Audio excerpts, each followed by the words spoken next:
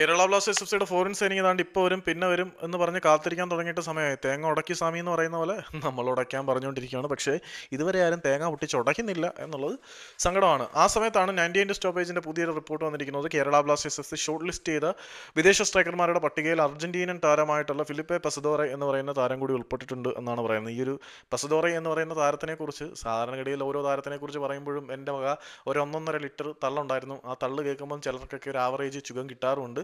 പക്ഷേ ആ deal collapsed ആയി പോയി എന്ന് പറയുമ്പം ആ ചുഖം മാറി തെറിവിളിയായിട്ട് വരലുമുണ്ട്. സോ അതുകൊണ്ട് പസദോരയുടെ കാര്യത്തിൽ വലിയ തള്ളാനൊന്നും നിൽക്കുന്നില്ല. ഇനി ഒഫീഷ്യലായി കഴിഞ്ഞിട്ട് വേണമെങ്കിൽ തള്ളാം.